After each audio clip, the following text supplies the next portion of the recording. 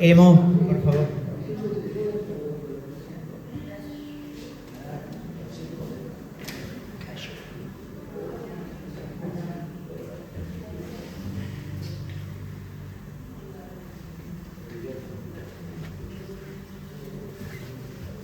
Muy buenos días, bienvenidos a cada uno de ustedes a la casa del Señor en esta mañana. El mejor lugar donde podemos estar. Agradecer al Señor porque en el primer día de la semana podemos estar en su casa para gozarnos en su presencia.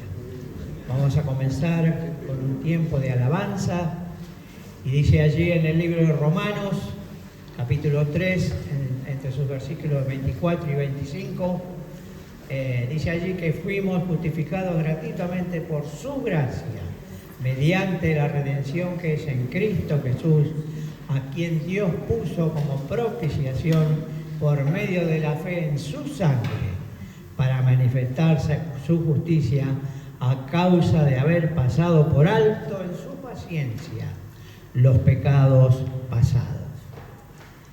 En su gracia, sublime gracia del Señor.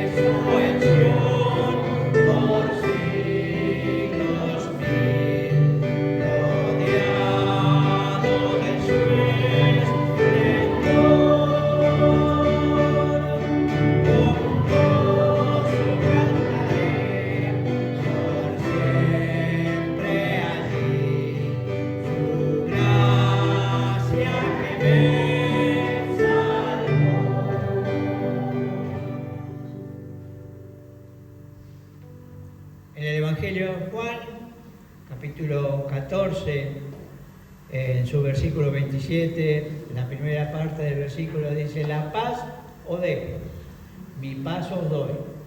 Yo no la doy como el mundo. Oh, qué paz Jesús me da, paz que antes ignoré. Todo nuevo se tornó desde que su paz hallé.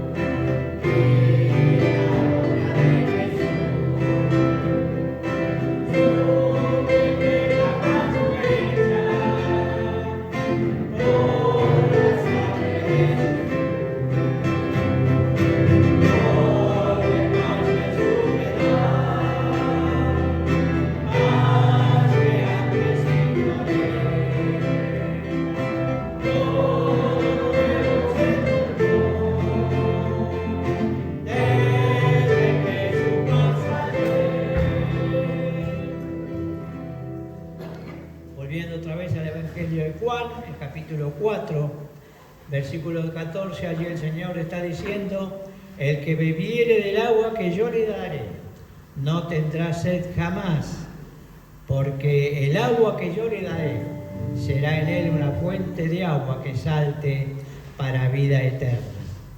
Y luego en el capítulo 7, el versículo 37, Jesús dijo: si alguno tiene sed, venga a mí y beba. Él es el agua que al beber nunca más tendremos sed. Jesucristo basta.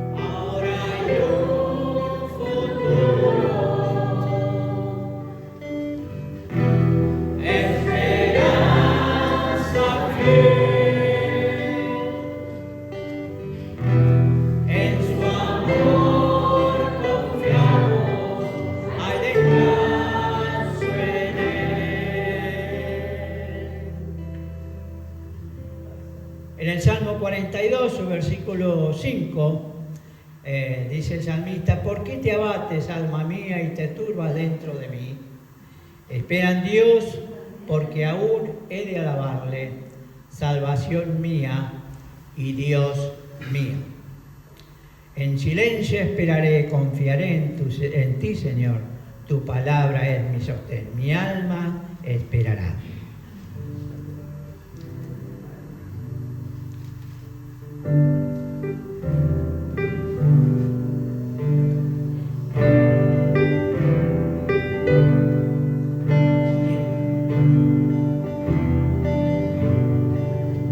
Si me acecha Satanás,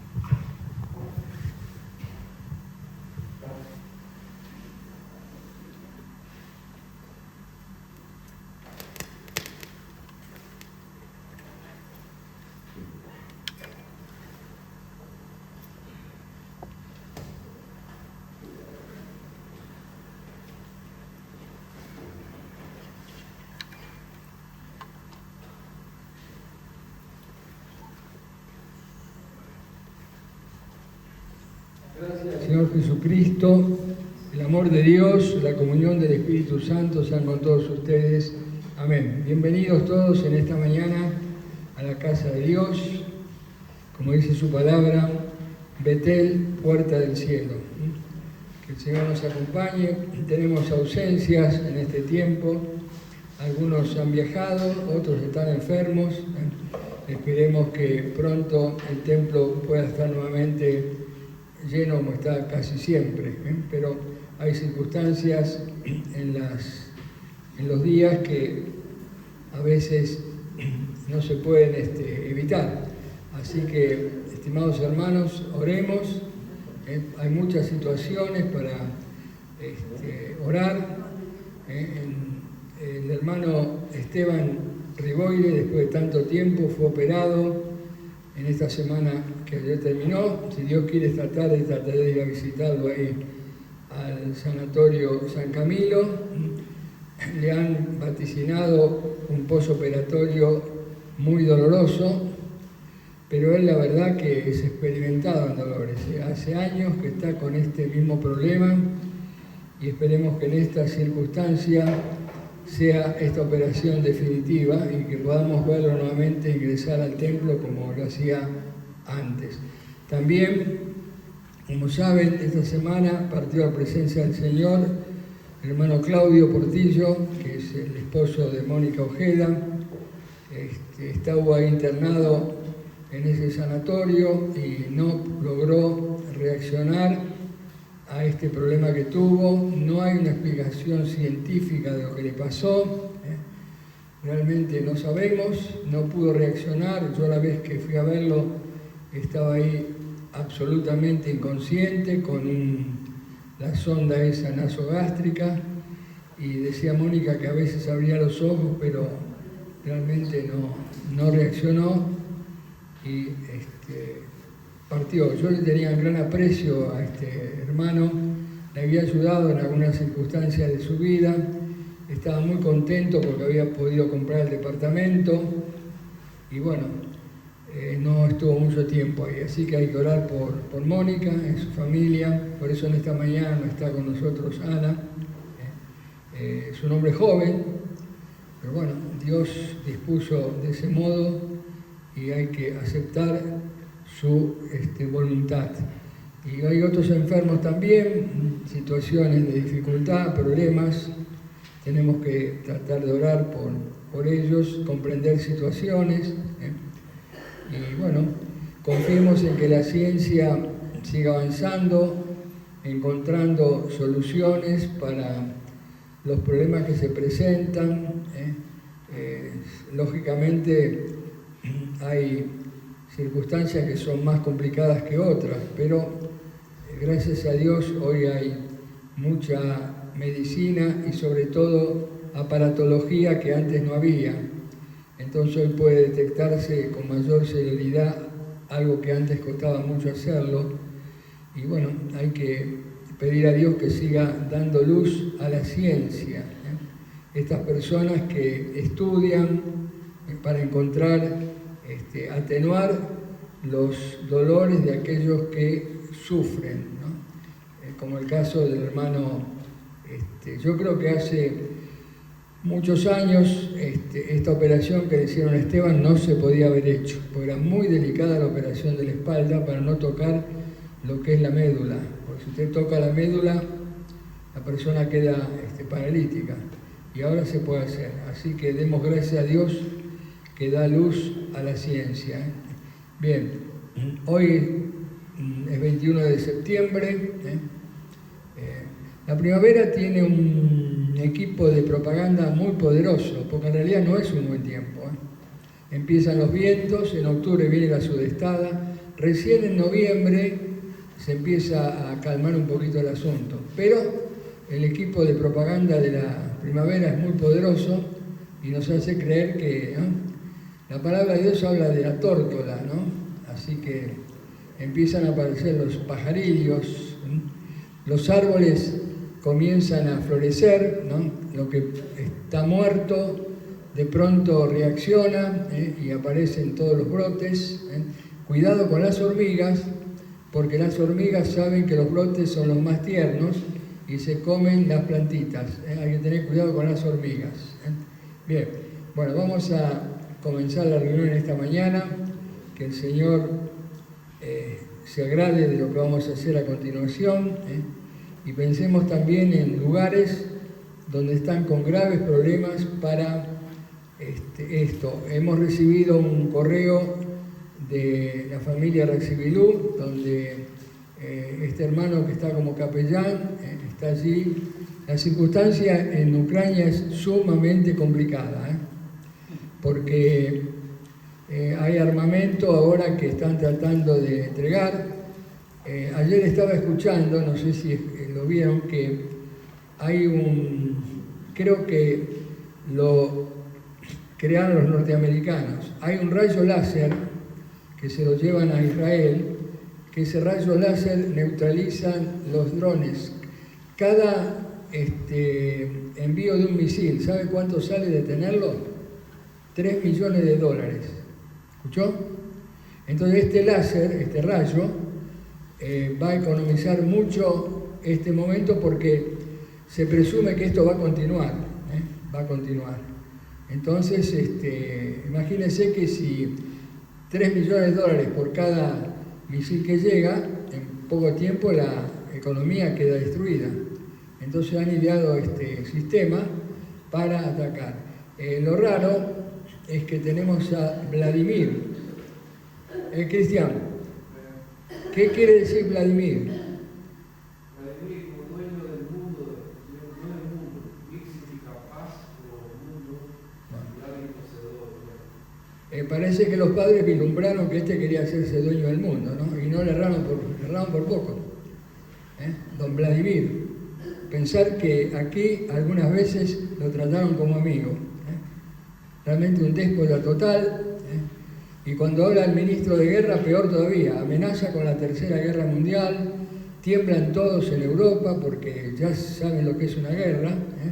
Así que momentos son muy, muy complicados. No dejen de orar por la situación allí en Europa del Este y por Israel también, porque hay problemas con el primer ministro de Israel. Cosas que prometió hacer y que ahora está actuando diferente. Siguen los problemas, siguen los ataques, siguen los muertos. Esto no para más. El otro día en la radio BBN, acá una vez estuvo, algunos se acordarán, otros no, se llama Jimmy DeYoung. Es un periodista que está en Israel, estuvo acá predicando, y en la radio BBN yo lo recomendé, no sé los que lo escucharon, de 15 a 15:45 lo tradujeron sobre profecías. Y sabe mucho sobre toda la zona de Israel. Así que si pueden conseguir la grabación, consíganla, porque es muy ilustrativo lo que este hombre dijo.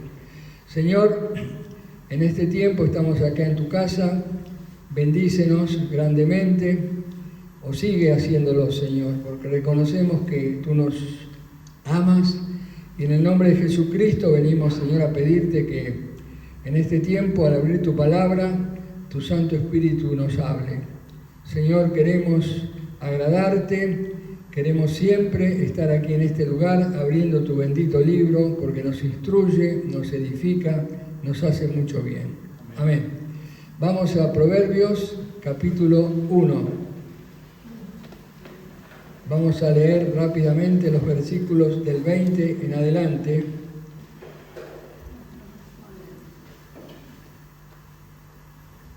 Dice así la palabra de Dios. Proverbios capítulo 1, versículo 20.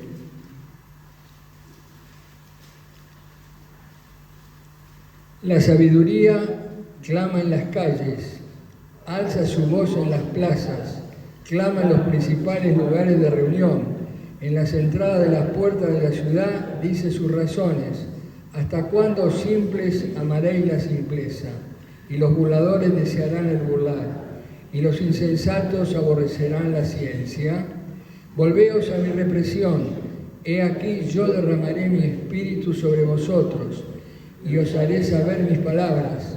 Por cuanto llamé y no quisisteis oír, extendí mi mano y no hubo quien atendiese.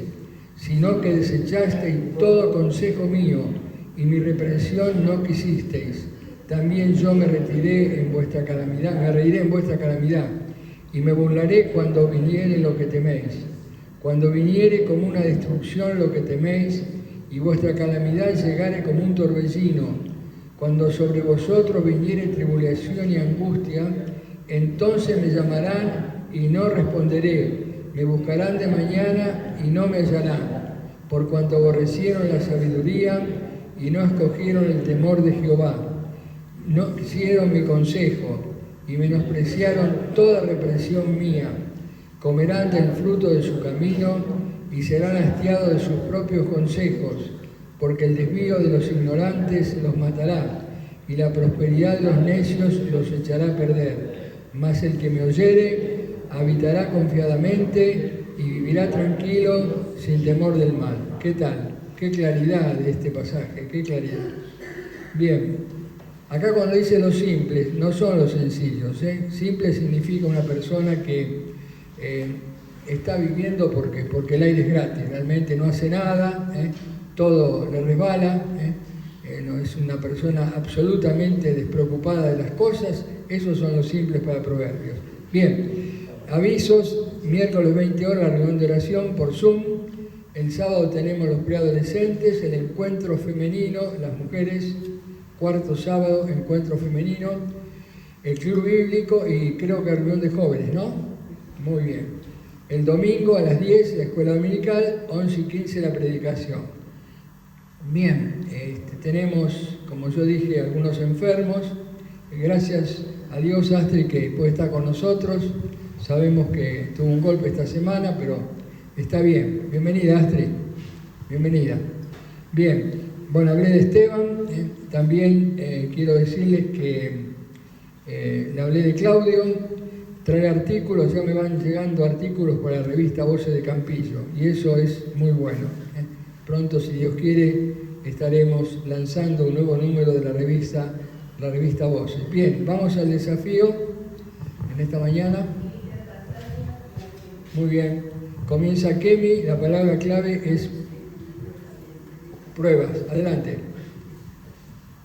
Hermanos míos, tened por sumo gozo cuando os halléis en diversas pruebas, para que, sometida a prueba vuestra fe, mucho más preciosa que el oro, el cual, aunque perecedero, se prueba con fuego, sea hallada en alabanza, gloria y honra cuando Cristo sea manifestado.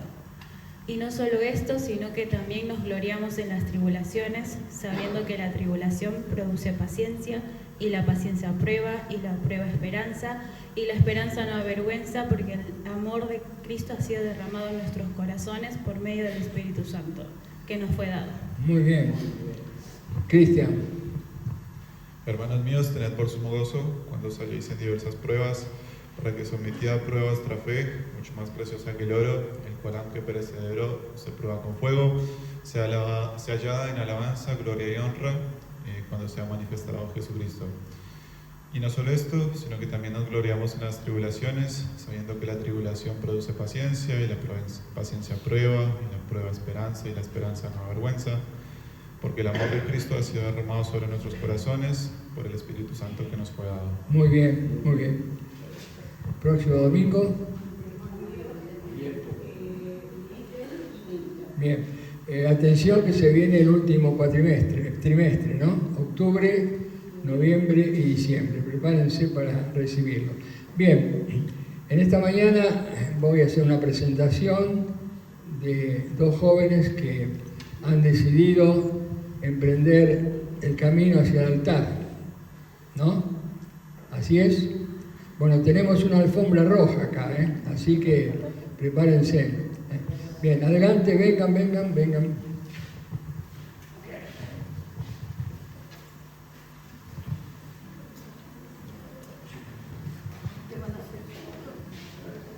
Ahí está bien. Sí. Bueno, quiero decir unas palabras por lo siguiente. Hay veces en la vida cuando Dios obra en una persona para hacer un acto de amor y hacer un rescate, imitando a Jesucristo. Bueno, aquí Jonathan fue rescatado de un lugar por la misericordia de un hermano que lo cobijó, le dio su nombre, le dio una instrucción para hacerle una persona de bien. Entonces, yo creo que en esta mañana es un momento para agradecer a Dios porque Él utiliza personas para hacer cosas. Y en un momento dado, nosotros eso no sabemos cómo es, porque algunos dicen que es Cupido, ¿no? ¿Cómo es? Dice que viene un flechazo, ¿no? ¿Es así? ¿No? Y bueno, hubo un, ¿cómo le diríamos? Feeling, ¿cómo le llaman? Algo así, misterioso, y bueno, se produjo el tema. Entonces Rocío, que pertenece a otra congregación, y Jonathan han decidido el camino hacia lo correcto. Así que están acá en esta mañana. ¿Querés decir algo? ¿Cómo están? Bueno, buenos días a todos. Gracias por recibirnos. Quería presentar a Rocío Pirolo. Algunos la conocen y otros no. Más la conoce Pocho porque tiene relación con su familia, que por el tema de los cueras. Así que nada, presentarla a ella si quiere.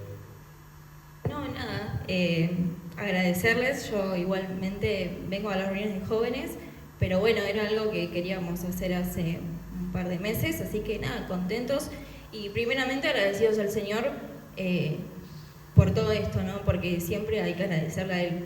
Amén. Así que nada, y gracias a ustedes también por el recibimiento. Muy bien. Bueno, firmes, adelante. Le voy a dar dos palabras: respeto y confianza. Se respetan y confíen uno en el otro. Son dos columnas donde se apoya el matrimonio, el respeto y la confianza. Desde ahora, porque el asunto empezó ahora. Después, registro civil, ceremonia nupcial, y dice el asunto. Ahora es tu novia, después será tu esposa, después será la madre de tus hijos, después será la abuela y después será tu compañera. Y vos para vamos a orar. Señor, en esta mañana queremos agradecerte en el nombre de Jesucristo por ser tan bueno con nosotros. Y yo pongo en tus manos a estos jóvenes, Señor, que han decidido hacer algo importante como es la familia, tal vez lo más importante, Señor, crear una familia y que esa familia brille para tu gloria. Acompáñale, Señor, a Rocío, a Jonathan, y que nosotros, en lo que esté a nuestro alcance, podemos ayudarle. Amén.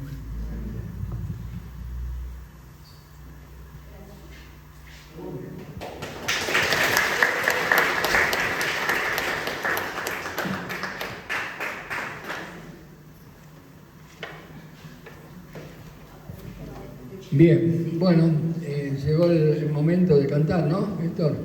Tenemos un himno, adelante, y después viene Guillermo a explicarnos algo de la palabra de Dios.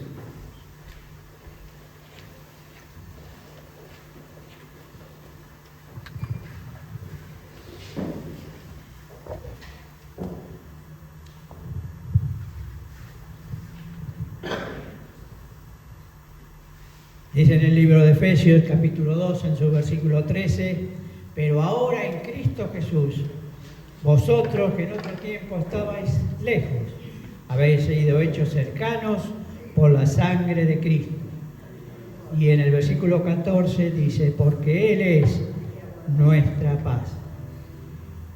Y fuimos hechos tan cercanos a Cristo, que en esta mañana muchos tenemos la seguridad de que por la fe en Él iremos al cielo. Los he comprado con sangre, yo soy, y con Cristo al cielo yo voy. Todos aquellos que podamos, nos vamos a poner de pie, no está obligado a hacerlo, pero vamos a cantar con gozo en nuestros corazones este día.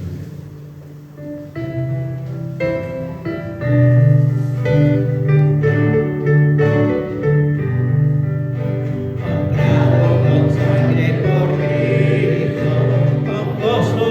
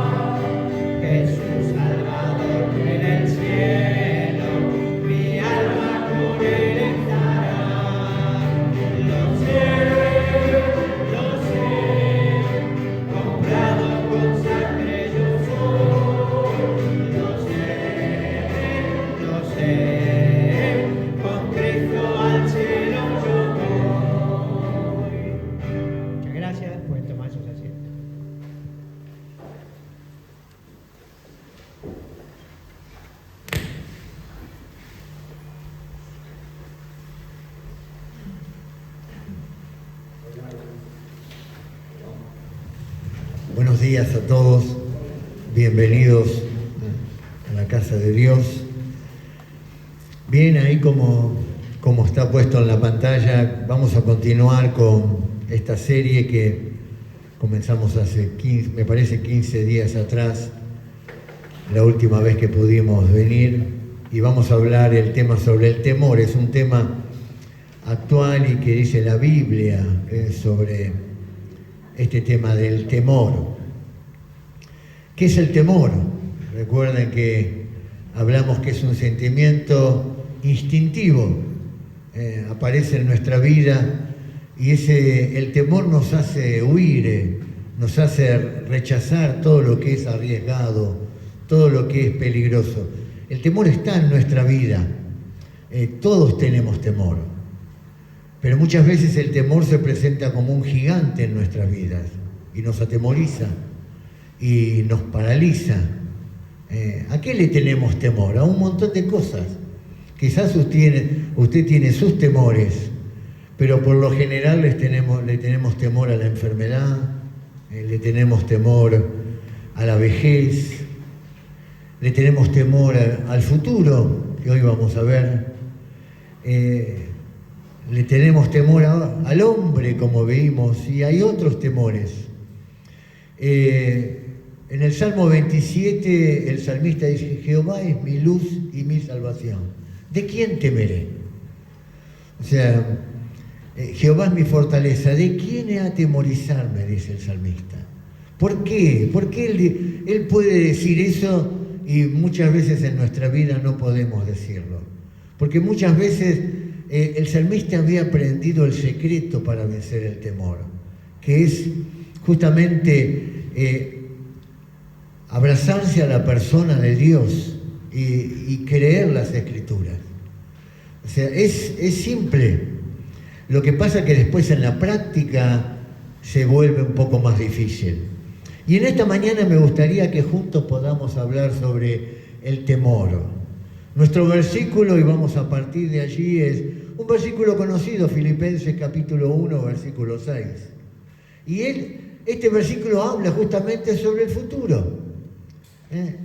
Porque el apóstol Pablo allí dice: estando persuadido que el que comenzó en vosotros la buena obra la perfeccionará hasta el día de Jesucristo.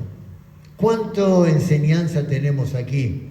El apóstol Pablo allí escribiendo a los filipenses. Para Pablo esta iglesia era muy especial, muy, muy especial.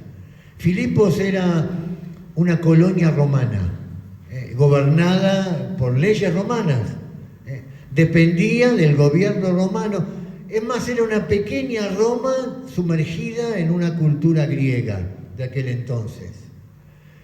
Filipos fue la primera iglesia que Pablo fundó cuando él fue a Europa, allí en su segundo viaje misionero.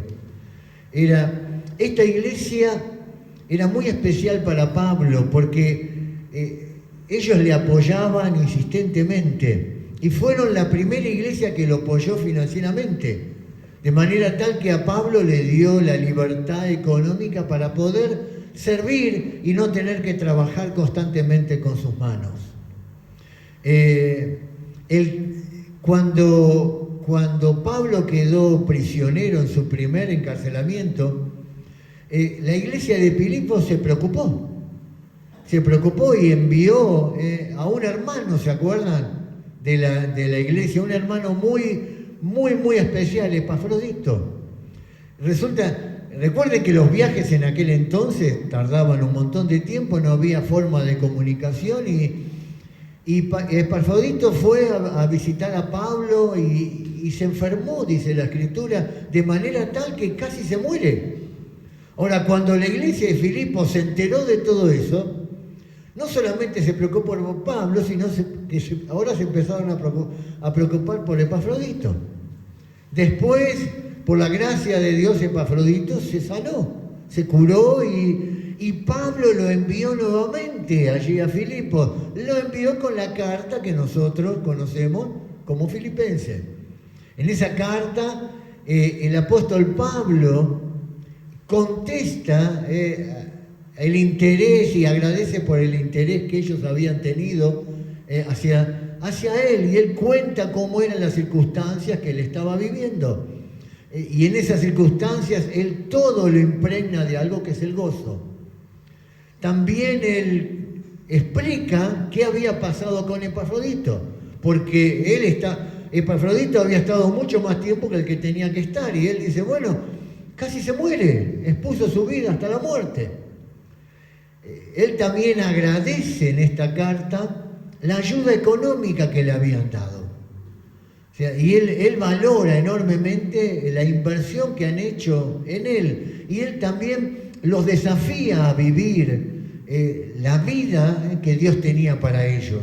Esos son los temas que usted va a encontrar aquí. En el capítulo 1 de Filipenses, acá el apóstol Pablo está hablando de las circunstancias. Las circunstancias que Pablo estaba viviendo no eran las mejores. Recuerden que él estaba prisionero, estaba limitado, si bien tenía cierta libertad para recibir personas, no era lo que él quería. Pero él había aprendido que las circunstancias no iban a condicionar su vida. Muchas veces las circunstancias en nuestra vida hacen que nosotros nos limiten por completo.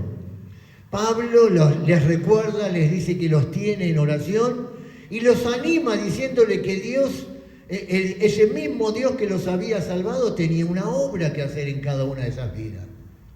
Y a propósito, Dios también quiere hacer una obra y tiene una obra para hacer en la vida de cada uno de nosotros. Ahora, esa obra comienza en el momento de la salvación, pero no termina. Recién va a terminar cuando estemos en la presencia de Él. O sea, por eso Pablo habla del futuro. O sea, él estaba estando persuadido, estoy seguro. Pablo decía, estoy seguro. No sé cómo va a ser el futuro, pero sé que en ese futuro entro en los planes de Dios. Y estoy seguro que también Dios tiene planes para sus vidas. El obrar de Dios. Dios obra, el obrar de Dios a favor de nosotros nos dio la salvación. El obrar de Dios en nosotros es la santificación. O sea, Dios obra y el obrar de Dios a través de nosotros es el servicio. O sea, la obra de Dios no se limita a la salvación. Dios nos salvó, pero Él tiene una obra. Él quiere santificar nuestras vidas, quiere que seamos a la imagen de Cristo, pero también Él quiere que nosotros sirvamos en su obra. Dios tiene planes para cada uno de nosotros. A veces, cuando éramos jóvenes, mirábamos el futuro como algo lejano. Ahora vemos el futuro como algo mucho más cercano. Y algunos ya lo ven muy cerca. Pero, ¿qué vamos a hacer con el futuro? Ese es el problema. Muchas veces nosotros tenemos miedo. Y en esta mañana vamos a ver que uno de los temores más grandes que tenemos en cuanto al futuro es justamente eso. El temor de enfrentar qué nos va a suceder. A veces pensamos, ¿qué vamos a hacer? ¿Vamos a quedar solos? ¿Qué va a pasar con esto? ¿Qué vamos a hacer con esto? Queremos blindar nuestra vida y nos olvidamos que Dios está obrando y que cada detalle de nuestra vida, incluso nuestro futuro, que en el día de hoy no lo vemos, está en sus manos. Está en sus manos. Eso es algo que nosotros estamos aprendiendo junto con mi esposa. Queremos ver nuestro futuro y descansar en lo que Dios tiene para nosotros. ¿Es fácil? No, para nada. No es fácil, porque es una lucha diaria, es constante. Cada uno de nosotros constantemente queremos, cada uno de nosotros, si pudiera tomar su futuro en sus manos, estoy seguro que cada uno de nosotros lo tendríamos en nuestras manos. Por algo Dios no nos muestra, porque Él tiene un propósito para nosotros. Ahora, es difícil no tener el control, ¿no? Es difícil lo impredecible. O sea, uno planea las cosas, pero de repente todo cambia. Una enfermedad, una situación, algo que uno un imprevisto que nos sacude por completo y cambia por completo. ¿Por qué? Porque no lo podemos controlar. Ahora, afortunadamente la Biblia no es así. La Biblia nos da un montón de promesas hermosas. Esas promesas están en la Escritura justamente ¿para qué? Para calmar nuestra mente, porque es nuestra mente la lucha más grande que tenemos. Dios nos da su palabra y nos da promesas en su palabra justamente ¿para qué? Para calmar esa lucha que tenemos en nuestro interior. O sea, esa lucha son con nuestros sentimientos y nuestras emociones. Nuestras emociones varían de día en día. Yo pensé que siendo mayor mis emociones se iban a calmar, pero al revés. Me parece que se complica mucho más. O sea, nuestras emociones quieren tomar el control de nuestras decisiones. Pero ahí tenemos que ir a la palabra de Dios. ¿Por qué? Porque cuando vamos a las páginas de la Escritura, ahí encontramos todo lo que Dios tiene para nosotros. Dios nos da promesas. Y eso es lo hermoso de la palabra de Dios. Enseñando en el Instituto Bíblico, yo le decía a los alumnos y nos enfocábamos en eso, en las promesas de Dios. Dios no solamente es un Dios que hace promesas. ¿Usted se dio cuenta de eso? A lo largo de toda la Biblia, Dios no solamente es un Dios que hace promesas. Esa es la primera parte. La segunda parte es la más interesante. Las cumple. Las cumple. Porque usted va a la Escritura y va a ver que Dios hace promesas. Nosotros podemos prometer, pero muchas veces no cumplimos. Con Dios no es así. Por eso lo que queremos ver es que Dios, de la misma manera que hizo eso con las personas que están en la Biblia, lo quiere hacer con nosotros. Ahora, el problema que nosotros vemos en la Escritura, y la verdad que no nos cuesta entenderlo, porque lo vemos en las personas de la Biblia, pero el asunto es que nosotros no vemos toda nuestra línea de tiempo. O sea, sí podemos ver cómo Dios obró en la vida, por ejemplo, de Abraham, de Pablo y de otros, cómo Dios le mostró a Abraham su futuro. Dios le mostró a Abraham su futuro cuando tenía más de 65 años. Recién ahí Dios le mostró su futuro. Y ahí él creyó. Pero lo que podemos ver es que no siempre nuestro propio futuro es tan claro como lo vemos en las personas de la Biblia. A usted no le pasa. O sea, pero esas personas tuvieron las mismas luchas que tenemos nosotros. Ellos tuvieron las mismas. Entonces, ¿qué es lo que tengo que hacer yo en medio? Porque todo se oscurece. Todo se oscurece. El día a día se oscurece. Entonces yo me tengo que apoyar ¿en qué? En la fidelidad de Dios. Ay, eso es maravilloso. Lo cantamos de una manera, pero después cuando tenemos que vivirlo es otra cosa completamente distinta. Porque mi futuro yo no lo puedo controlar.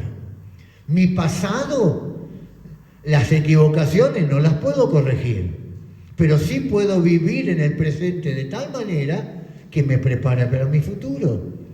Y entonces cuando yo creo que Dios es fiel, cuando yo creo que Dios está obrando, cuando entiendo Filipenses capítulo 1:6, estando persuadido de esto, que el que comenzó la obra en mi vida está obrando, Él lo ha terminado. Y si no me muestra ese futuro, ¿es por qué? Porque hay detalles que todavía Dios tiene que pulir. O sea, cada página de la palabra de Dios nos habla de la fidelidad de Dios. ¿Usted lo entiende eso? Cada historia de la Biblia nos lleva ¿a quién? A Cristo. Porque Cristo está en todas las Escrituras. Le voy a dar un versículo que para mí fue de mucha bendición. Deuteronomio capítulo 32, versículo 4. Este versículo habla sobre lo que es Dios y su fidelidad. Él es la roca, dijo Moisés. Dios es la roca, cuya obra es perfecta. Hermano querido joven, Dios no se equivoca. Dios no se equivoca, su obra es perfecta. Él lo que hace, Él es perfecto. No necesariamente yo lo tengo que entender, porque no lo voy a entender, porque todos sus caminos son rectitud. Nada, fíjense, es toda una declaración teológica. Nos está mostrando el carácter de Dios. Y fíjense que Dios de verdad, nuestro Dios es un Dios de verdad. No hay iniquidad en Él. O sea, Dios, a veces preguntaba, ¿por qué Dios? No hay iniquidad en Él. Él es justo y recto. Ese es nuestro Dios. Yo en este versículo encuentro una declaración teológica de lo que es Dios. Dios, Él es la roca. Indudablemente Moisés tenía en mente cuando él escribió Deuteronomio, allí la experiencia en la roca en el desierto. Recuerden que ellos habían bebido de la roca y la roca era Cristo mismo, dice Pablo. Entonces, él tenía confianza en Dios, había aprendido quién es Dios. Fíjense que Moisés se refiere a Dios como la roca, cuya obra es perfecta, cuyos caminos son rectitud. Ese es nuestro Dios. Adaptémoslos a nuestro futuro. Él es un Dios de verdad. Él es un Dios, no hay iniquidad en Él. Él es justo y recto. Entonces, en cuanto a mi futuro, no lo conozco. Pero yo sé que el camino, si sigo su voluntad, Dios me va a llevar por un camino de la rectitud. Ahí está. Ahí está el asunto. Entiende que nosotros, si bien todo el futuro depende de Dios, caminando en obediencia, Dios me señala ese futuro. Ahí está. Entonces, por supuesto que tenemos temores. ¿Está bien tener temores? No, no está bien, pero es parte de nuestras emociones. Eso no lo vamos a cambiar. Pero sí podemos descansar en que Dios es fiel. Fíjense el Salmo 89. En este Salmo dice, el versículo 1, las misericordias de Jehová cantaré perpetuamente. De generación en generación haré notoria tu fidelidad con mi boca. Ese es nuestro Dios. Un Dios fiel, no cambia. De generación en generación. El mismo Dios que Moisés conoció es el mismo Dios que quiere revelarse en nuestra vida. El mismo Dios que le reveló a Abraham todo un plan maravilloso. ¿Abraham lo entendió en su totalidad? No, pero lo creyó. Es el mismo Dios que quiere obrar en nuestra vida. Fíjense el versículo 8, oh Jehová, Dios de los ejércitos, ¿quién como tú? Poderoso eres, Jehová, y tu fidelidad te rodea. No solamente Dios es fiel, todo alrededor, la fidelidad de Dios rodea a la persona de Dios. Qué increíble la palabra de Dios, los conceptos que tiene.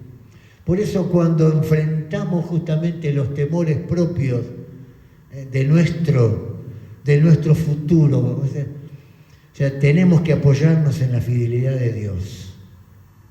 En esta mañana te pregunto, me gustaría que vos te preguntes, ¿ha sido fiel Dios en tu vida? ¿Ha sido fiel? O sea, no solamente para llegar a fin de mes, eso es lo que ahora nos absorbe. Parecería ser que no hay otra cosa, pero ¿ha sido fiel Dios? O sea, eso no significa que exactamente las cosas sucedieron como nosotros queremos. Entonces, cuando las cosas no suceden como nosotros queremos, no, Dios no es fiel, no ha sido fiel ahí. No necesariamente. No significa que la oración que yo estoy pidiendo va a ser respondida como yo quiero. Y muchas veces nosotros hacemos de la oración un capricho. Y entonces Dios sigue siendo fiel. Sigue siendo fiel en todo sentido, pero no necesariamente las cosas van a suceder como nosotros queremos. Ahora, ¿qué significa eso? Que su bondad y su soberanía están en control de todas las situaciones de mi vida. Y ahí puso Romanos capítulo 8, versículo 28. Y sabemos que los que aman a Dios, todas las cosas ayudan a bien. Hace casi 2 semanas fuimos sacudidos por la muerte de este influencer en los Estados Unidos. Creyente, era un apologeta, era una persona un joven, porque era joven todavía, era un joven que entendamos en el contexto del país, era un joven que utilizaba la política para ir a las facultades, a las universidades y mostrar la realidad de Dios y cómo la Constitución americana había sido fundada en principios bíblicos y cómo se habían apartado con el tiempo de lo que eran las verdades bíblicas, y él confrontaba con los jóvenes. Dios lo utilizaba de una manera increíble. O sea, cuando él falleció, su esposa, no sé si ustedes vieron, su esposa dio un pequeño discurso ahí. A mí me impactó, porque en un momento dijo, no saben, los que quisieron silenciar a Charlie, no saben lo que ahora ha comenzado, diciendo que como un movimiento. Pero ella citó en un momento, terminando, ella citó Romanos capítulo 8, versículo 28. Y ella dijo algo que a mí me llamó la atención. No sé lo que significa este versículo. Así dijo, pero sé que ahora tengo que experimentarlo. Y yo pienso que es así, que muchas veces en nuestro futuro no lo sabemos, no sabemos qué es lo que va a pasar, pero sí sabemos que Dios está con nosotros. Ahora, ¿sabemos lo que vamos a hacer de acá a algunos años? No lo sé, pero recién quizás vamos a ver la evidencia de la mano de Dios en nuestra vida al final de nuestros días. Pero lo que nunca debemos dudar es que Dios ha sido fiel, de que Dios ha estado con nosotros. Mientras tanto, caminamos por fe. O sea, usted se ha puesto a pensar que la fe usted la va a tener que ejercitar acá, no en el cielo. Porque en el cielo no hay fe. Ya se acabó. ¿Entiende? Entonces, si no lo ejercita acá, ¿dónde lo va a ejercitar? O sea, porque en el cielo usted va a ver, entonces no va a tener que tener fe. ¿Me entiende lo que le quiero decir? Entonces es acá donde Dios utiliza justamente nuestro futuro para que nosotros comencemos a caminar por fe. Ahora, ¿por qué rápidamente nosotros le tenemos miedo al futuro? Muchas veces nos convencemos que nosotros haríamos mejor las cosas. Muchas veces es así, ¿sí o no?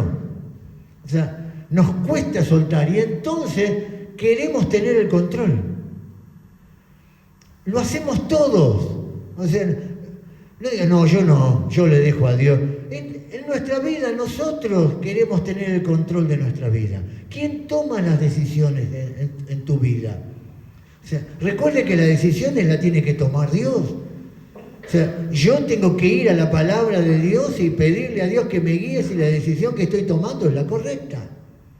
Pero muchas veces nosotros le pedimos a Dios que apruebe Dios la decisión que nosotros hemos tomado. Entonces ahí cambia. Nos convencemos que nosotros podemos hacerlo mejor y entonces asumimos el control. Por eso tenemos temor. En estos momentos no confiamos. Hay momentos que no confiamos en que Dios tenga un mejor plan. Porque para nosotros, de nuestro punto de vista, y no son cosas malas, querer paz, salud, comodidad. ¿Quién no quiere eso? Todos. No son en realidad cosas malas.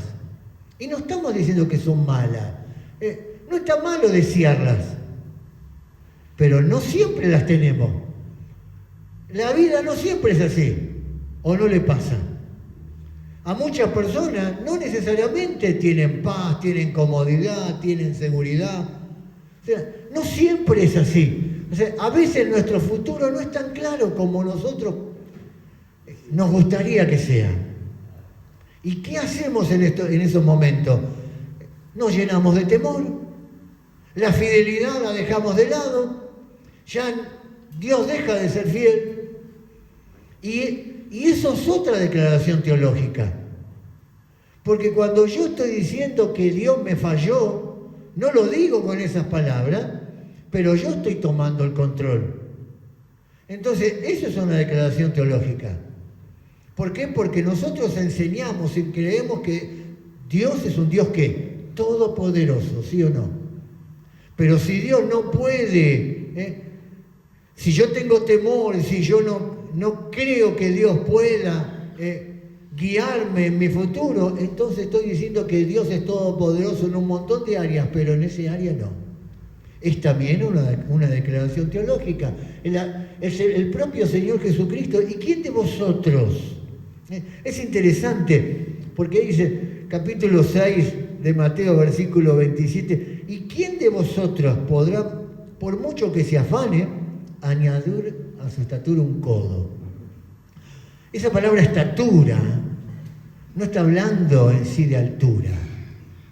O sea, es evidente que nadie, por más que se estire, puede estirarse 45 centímetros, un codo. O sea, hay algunos que les gustaría, ¿no? Son chiquititos, ojalá pudiera subir algo más. Pero no estaba diciendo eso Cristo. Acá la idea acá de estatura es la idea de duración. O sea, por más que nosotros hagamos todo lo que queramos, jamás nosotros podemos controlar los años de nuestra vida. Recuerden que Dios tiene el control de nuestra vida. O sea, no nos podemos afanar. La respuesta es nadie puede. Entonces, ¿por qué estamos tan preocupados? ¿Sí? Si incluso el día de nuestra muerte ya está señalado por Dios. Es increíble, Dios tiene el control de cada uno de los detalles de nuestra vida. Jesús justamente habló de no estar ansiosos. ¿Por qué? Porque muchas veces la ansiedad más grande tiene que ver con nuestro futuro. Allí, en el capítulo 6 de Mateo, en el versículo 25, el propio Señor Jesucristo dijo, no os afanéis por vuestra vida. Fíjense, esa palabra afanar es la idea de una inquietud ansiosa. Cuando yo estoy ansioso, cuando estoy todos los días estoy pensando en eso. No os afanéis por vuestra vida. ¿Qué habéis de comer? ¿Qué habéis de beber? O sea, ¿qué habéis de vestir? O sea, hoy día es nuestra preocupación. O sea, ¿por qué? Porque no es la vida más que el alimento y el cuerpo más que el vestido. O sea, claro, cuando uno saca este versículo así, es simplemente que está hablando de la ansiedad, del afán. Pero Cristo venía hablando en el versículo anterior, capítulo 6, versículo 24, porque ninguno puede servir a dos señores. O sea, ¿quién tiene el control de tu vida? Si Dios tiene el control de mi vida, o sea, Él es el dueño, Él es el amo, Él tiene que preocuparse por suplir mis necesidades. Pero yo tengo que caminar en obediencia. No estoy diciendo que, bueno, yo me voy a tirar, total, Dios me tiene que proveer. Yo tengo que preocuparme por mis necesidades. Pero Dios va a suplir. Cuando se trata de lo imposible, es Dios. Cuando se trata de lo posible, yo tengo que estar involucrado. Por eso el Señor Jesucristo les decía, no os afanéis. ¿Por qué? Porque no ganamos nada. Pero en segundo lugar, muchas veces nos convencemos nosotros que el futuro es incierto. O sea, en nuestro país es una aventura el futuro. ¿Usted se dio cuenta de eso? Cambiamos de semana en semana. ¿En serio? No, ¿qué de semana en semana? De viernes a lunes. Porque el viernes cerraron los mercados y prepárese para mañana. Porque mañana es una aventura este país. Pero muchas veces nos convencemos que el futuro es incierto. Y no es así. Y entonces nos llenamos ¿de qué? De incredulidad. No, yo no soy un incrédulo. En muchas cosas somos incrédulos. O sea, somos completamente incrédulos. Porque todo temor tiene un elemento de incredulidad. ¿Se entiende lo que quiero decir? Todo temor. El temor a la enfermedad, el temor al futuro, el temor a la soledad, a la vejez. Todo temor tiene un elemento de incredulidad. ¿Por qué? Pero el temor a lo que puede suceder en el futuro se origina por nuestra falta de fe. O sea, nos cuesta. Nos cuesta creer. Ahora, si Dios es real y poderoso y bueno, ¿usted lo cree eso? ¿Es real? Sí, yo creo que es real. ¿Es poderoso? Yo lo creo. ¿Es bueno Dios? Sí que lo creo. Entonces, ¿por qué no puedo descansar en lo incierto? O sea, no se lo digo como una exhortación, se lo estoy diciendo como una pregunta. Porque a mí me cuesta muchas veces descansar en un montón de cosas en cuanto a mi futuro. Pero si Dios es bueno, si Dios controla todo mi camino, ¿por qué me cuesta muchas veces? Ahora, cuando sentimos que todo se sale de control, ¿qué hacemos? Lo tomamos nuevamente nosotros. Muchas veces tomamos nosotros las riendas del asunto. O sea, es como cuando oramos, muchas veces le llevamos el problema a Dios, tenemos todo un problema, se lo llevamos a Dios, pero terminamos de orar y nos llevamos el problema. Y vamos, y estamos con Dios, es como ese juego, y lo digo con todo respeto, Dios está tirando de un lado y nosotros estamos tirando del otro lado. Y entonces, ¿dónde está la fe? O sea, oro y le pido a Dios algo, pero lo saco inmediatamente. ¿Por qué? Porque yo quiero tener el control. Muchas veces el temor al futuro nos hace a nosotros tomar el control de las situaciones. Como Dios no puede manejar ese problema, bueno, lo manejo yo, Dios. Quédate tranquilo, estás muy ocupado, yo lo manejo. Y tratamos nosotros de remediarlo. Perdón que lo diga así, pero no lo hacemos. Al último que vamos es a Dios. Primero golpeamos todas las puertas, hicimos todo lo que podíamos hacer, y a lo último, y Dios está esperando, porque nosotros hicimos toda una serie de situaciones. Así es como muchas veces nos comportamos. Ahora, en Marcos capítulo 9, versículo 17, en Marcos 9 usted tiene la historia de ese hombre, ese padre de familia que llegó a su hijo que era mudo y que estaba endemoniado, se lo llevó a los discípulos y los discípulos no pudieron sanarlo, ¿se acuerdan? Y que cuando Cristo volvió y los encontró a los discípulos ahí discutiendo con la multitud, y el padre de familia, dice, respondiendo uno de la multitud, dijo: Maestro, traje a ti mi hijo, que tiene un espíritu mudo. Dice, el cual donde quiera que le toma le sacude y echa espumarajos y cruje los dientes y se va secando, y dice, y dije a tus discípulos que lo echasen fuera y no pudieron. Ahora, recuerden que el Señor Jesucristo, no tenemos el tiempo, les había dado el poder para echar fuera demonios. O sea, ya lo habían hecho. Habían experimentado el poder haciendo, pero también no pudieron. ¿Por qué? Porque estaban discutiendo entre los discípulos también. Recuerden que el Señor Jesucristo Pedro, Santiago y Juan habían ido al monte de la Transfiguración, los demás discípulos habían quedado y posiblemente había celos y envidias entre ellos, pero no pudieron. Entonces el Señor Jesucristo se lo trajeron, cuando Él bajó vio toda esa discusión. Ahora, el padre del joven, con un espíritu inmundo, no tenía una visión clara del futuro de su hijo, ¿sí o no? O sea, le quedaba esa esperanza, era la única. Entonces fue y se lo entregó a Jesús. ¿Por qué? Porque los discípulos también fueron incapaces. Ahora, no necesariamente, lo que quiero decir en esta mañana con este ejemplo, no necesariamente para creer que Dios puede y quiere gobernar nuestro futuro, yo tengo que tener una gran fe. Porque la verdad mi fe no es grande. La fe de este hombre no era grande, ¿eh? Recuerden que él dijo, creo, ayuda a mi incredulidad. O sea que mucha fe no tenía.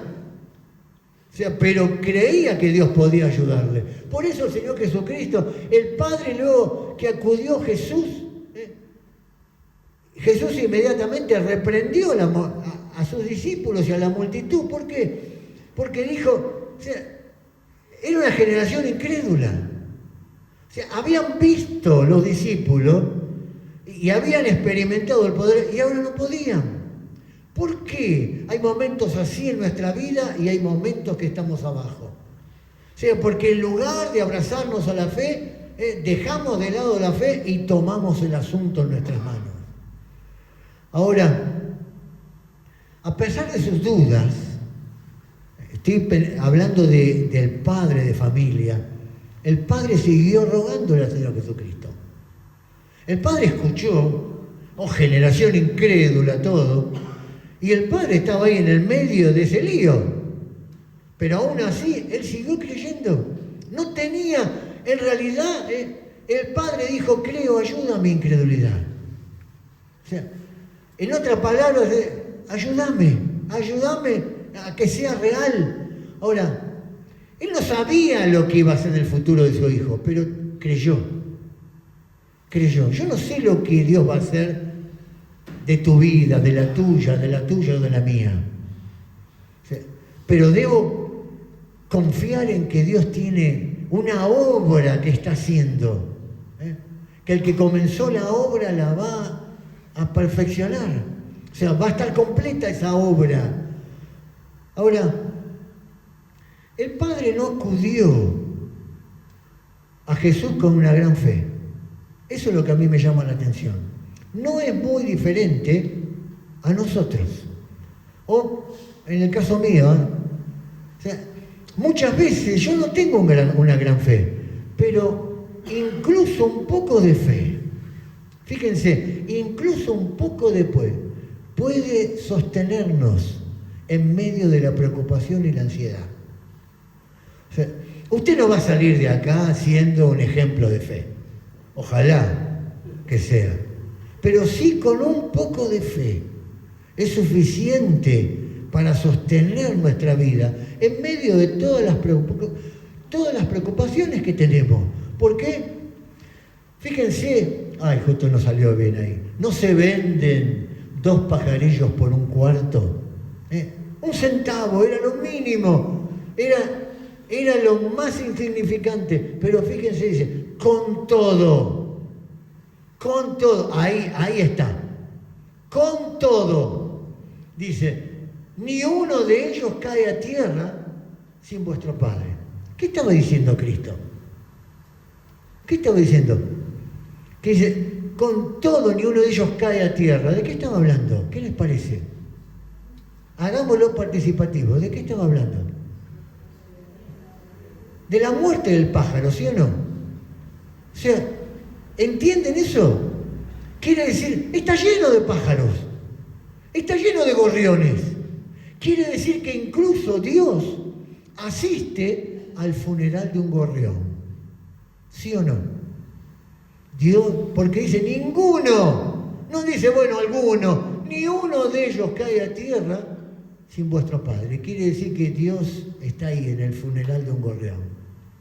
Ahora, si Dios puede cuidar un gorrión, como lo hace, ¿no nos va a cuidar a nosotros? Sí, el asunto es, ¿lo creemos verdaderamente? ¿Lo creemos? O sea, Mateo capítulo 6, versículo 26 dice, mirad las aves del cielo, que no siembran, ni ciegan, ni recogen. Está bueno esto, si pudiéramos hacerlo nosotros, no tener que trabajar, no tener que hacer nada, y te alimentan. En granero de vuestro Padre Celestial las alimenta, y ahora, ¿no valéis mucho más que ellas? ¡Qué verdad! Después el Cristo le va a dar otra verdad. Y por el vestido, ¿por qué te preocupás por la ropa? ¿Por qué te preocupás? Dice, Mirá los lirios del campo. Dice, ¿cómo crecen? Dice, ni aún Salomón con toda su gloria se vistió como uno de ellos. Y es verdad, el lirio es hermosísimo. Incluso, fíjense, y si la hierba, versículo 30, del campo que hoy es y mañana se echa en el horno, Dios la viste así. ¿No hará mucho más a vosotros, hombres de poca fe? Hombres, ese no nos gusta, eso de hombres de poca fe. Pero fíjense, si Dios cuida, si Dios puede cuidar las aves, ¿cómo no nos va a cuidar a nosotros? Pero ese pasaje sigue. Cristo les estaba dando el ejemplo de los pájaros, del lirio, de la hierba. Pero dice, bueno, ustedes quieren no estar ansiosos, no estar afanados. Versículo 33. Mas buscad primeramente ¿qué? Claro, nosotros queremos comer el durazno, pero no queremos la cáscara, como decimos así.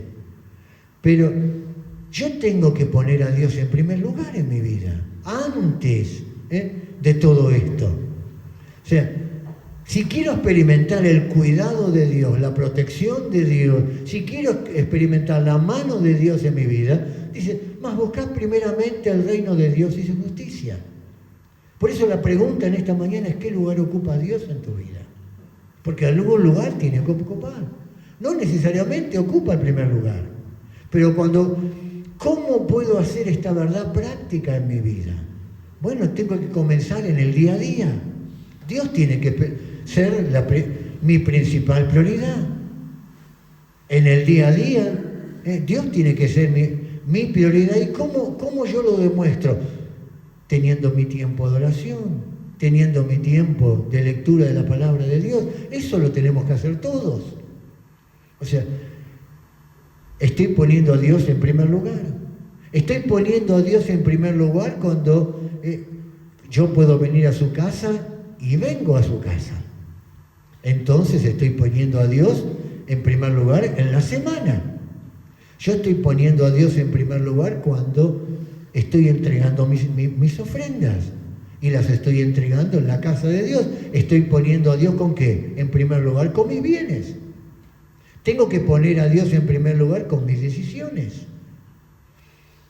Y con esto cierro ya. Lot, fíjense que Lot nunca consultó a Dios por sus decisiones. Estudie la vida de Lot y ¿cómo terminó Lot? Terminó en una cueva. Recuerde eso. Y terminó teniendo relaciones con sus hijas. Un pecado terrible. ¿Por qué? Porque dejó a Dios de lado en sus decisiones. No se preocupó por el lugar en donde iba a vivir. Tampoco se preocupó por la influencia de ese lugar en sus hijos. O sea, no puso a Dios en primer lugar. Cuando nosotros ponemos a Dios en primer lugar, entonces nuestro futuro es distinto. ¿Por qué? Porque al igual como este hombre que fue hacia el Señor Jesucristo y no tenía mucha fe, al igual nosotros también podemos decirle al Señor, creo. O sea, no entiendo todo. Señor, ayúdame en mi incredulidad. Que Dios nos ayude esta semana a poder vivir de esa manera, confiando que Dios tiene el control también de nuestro futuro. Que Dios le bendiga.